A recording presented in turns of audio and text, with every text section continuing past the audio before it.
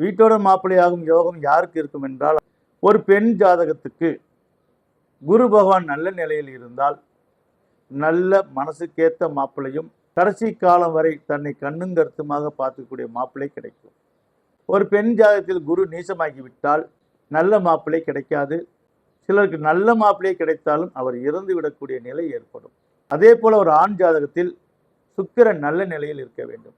சுக்கிரன் ஆட்சியாகவோ அல்லது உச்சமாகவோ அல்லது நட்பு வீட்டிலோ நட்பு கிரகத்திலேயோ இருக்க வேண்டும்.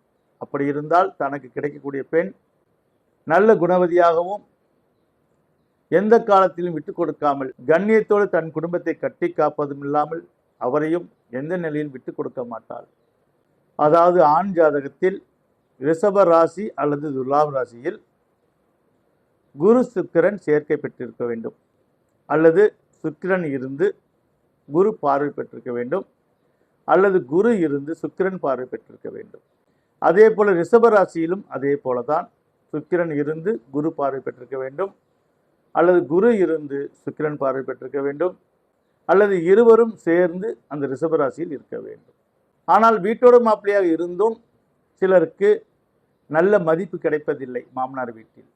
அதற்கு காரணம் 3ஆம் இடம் மாமனார் இடம்.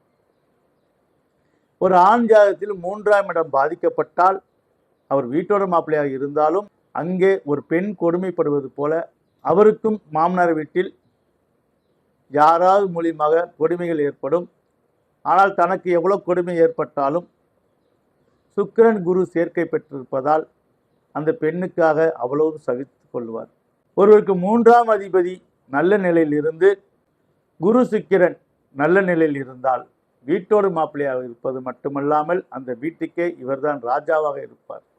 அதே போல குருவும் சந்திரனும் சேர்ந்து 9ஆம் இடத்தில் இருந்தாலும் இவர் வீட்டோட மாப்பிள்ளையாக போகக்கூடிய நிலை ஏற்படும். ஒரு பெண் ஜாதகத்தில் செவ்வாயும் சுக்கிரனும் நல்ல நிலையில் இருந்தால் தனக்கு வரக்கூடிய மாப்பிள்ளை தனக்காக எல்லா தியாகத்தையும் செய்யக்கூடிய நிலை ஏற்படும்.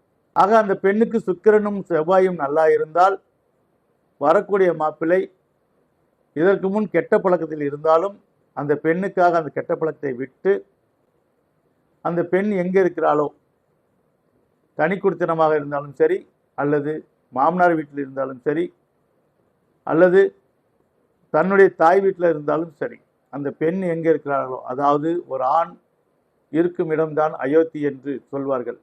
அதே மாதிரி அந்த பெண் இருக்கும் இடம்தான் இவருக்கு அயோத்தி ஆகும். 3ஆம் அதிபதி 11இல் இருந்தாலும் 3ஆம் அதிபதி 9இல் இருந்தாலும் வீட்டோட மாப்பிள்ளையாக போனாலும் நல்ல சுய கர்வத்தோடு சுய கௌரவமாக வாழ்வார். அதே போல 3ஆம் அதிபதியும் 11ஆம் அதிபதியும் ஆண் ஜாதகத்தில் 4ஆம் இடத்தில் இருந்தாலும் இவரும் தனக்கு வரக்கூடிய மனைவிக்காக எல்லாத்தையும் விட்டு கொடுத்து வீட்டோட மாப்பிள்ளையாக இருப்பதற்கும் சம்மதிப்பார். அந்த பெண் எங்கே இருக்க விரும்புகிறாளோ அந்த பெண் இருக்கும் இடத்தில் இவர் இருப்பார். அதே போல 7ஆம் அதிபதி லக்னத்தில் இருந்தாலும் லக்னாதிபதி 7இல் இருந்தாலும் இது ஆண் ஜாதகத்தில் இருந்தாலும் சரி, பெண் ஜாதகத்தில் இருந்தாலும் சரி, தன் கணவனுக்காக அந்த பெண்ணும் அந்த பெண்ணுக்காக கணவனும் ஒருவருக்கொருவர் எந்த நிலையிலும் விட்டு கொடுக்காமல் ஒருவருக்கொருவர் பரஸ்பரத்தோடு வாழ்வார்கள்.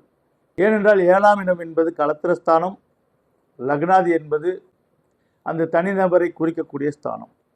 பெண்ணுடைய ஜாதகத்தில் லக்னாதிபதி 7இல் இருந்தாலும் இல்லை 7ஆம் அதிபதி லக்னத்தில் இருந்தாலும், அதே போல ஆணுடைய ஜாதகத்தில் 7ஆம் அதிபதி லக்னத்தில் இருந்தாலும் லக்னாதிபதி 7இல் இருந்தாலும் தேன் சுவை போல கணவன் மனைவிக்கும் தித்திப்பான வாழ்க்கை அமையும். ஆக வீட்டோட மாப்பிள்ளை ஆகக்கூடிய குவாலிஃபிகேஷன் ஒரு ஆணுடைய ஜாதகத்தில் குரு சுக்கிரன் சேர்க்கை பெற்றிருக்க வேண்டும். அதேபோல் பெண் ஜாதகத்தில் செவ்வாயும் சுக்கிரனும் பலமாக இருந்தால் அவருக்கு கிடைக்கும் மாப்பிள்ளை வீட்டோடு மாப்பிள்ளையாக கிடைக்கும். அதே போல 7ஆம் அதிபதி 2இல் இருந்தாலும் 2ஆம் அதிபதி 7இல் இருந்தாலும் மனசுக்கேற்ற துணை கிடைக்கும். இருவரும் இரு உடலாலும் ஓர் உயிராக வாழ்வார்கள்.